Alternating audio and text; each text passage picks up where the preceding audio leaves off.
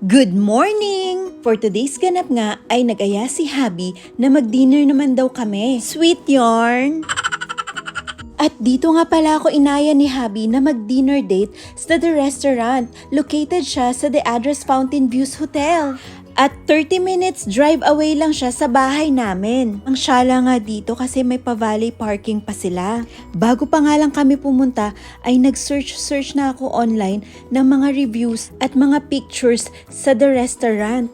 Para naman maibagay ko ang aking outfitan sa restaurant na to. At totoo nga mga moms na ang syala-syala talaga dito. Parang maliligaw ka pa sa sobrang laki ng hotel.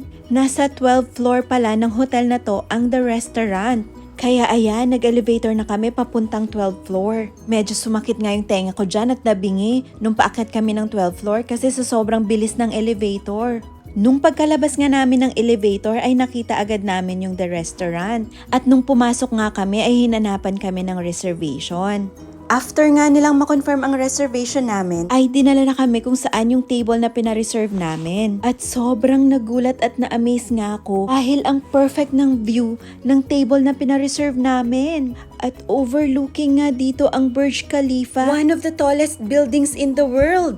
Grabe, view pa lang mga moms at busog na ako. At pumunta naman tayo sa food. Ito talaga yung pinaka-exciting part ng dinner. Ang lumafang. Naka-dinner buffet nga pala sila dito mga moms. At ngayon, mag-appetizers nga muna tayo. Sobrang daming choices ng appetizers nila dito. Merong calamari, Shanghai roll, tempura, at marami pang iba. May mga different kinds of breads nga din sila dito mga moms. At meron ding pizza bread. So yan na muna yung kinuha namin. At sabi ni Habi, bumalik na lang daw kami pag naubos na yung appetizers namin. Yung buffet pala ay nasa indoor. Kaya pag kukuha ka ng pagkain ay kailangan mong pumasok dun mismo sa buffet nila. Pero kung ayaw mo ngang maglakad at pumasok dun sa buffet nila ay pwede ka namang umorder sa waiter nila. Habang ini-enjoy nga namin ang aming pagkain at ang view dito sa The Restaurant ay meron pa palang pa-concert mga moms. Kaya ang saya lang ng gabing ito. After nga naming maubos ang aming appetizers, ay bumalik ulit kami sa buffet area. Meron nga din pala sila ditong mga salads, if mahilig kayo sa salad.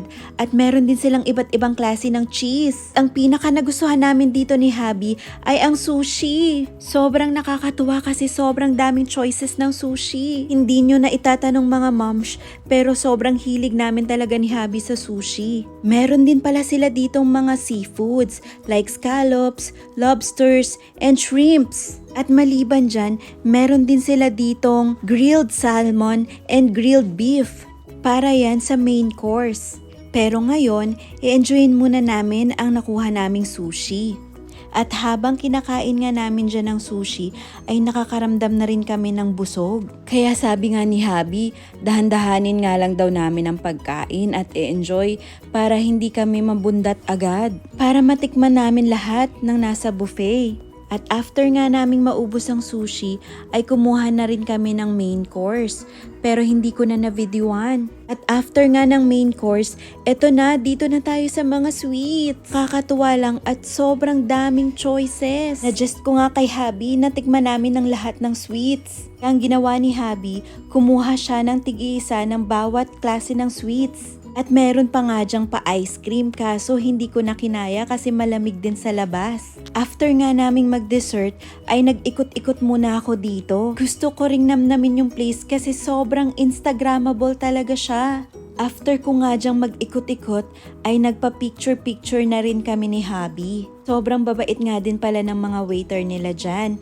Kasi nung makita nilang nagpipicturan kami ni Habi, ay nag-offer silang picturan kami. Kaya sobrang recommended ko yung place na to. Sobrang perfect siya mga moms for dinner date. Kaya kung may plans kayo ni Mister na mag-date, consider nyo tong The Restaurant. Kasi perfect siya, lalong-lalo na pag may okasyon, like anniversary or birthdays. Kaya try nyo na mga moms. Hanggang dito na lang. Bye!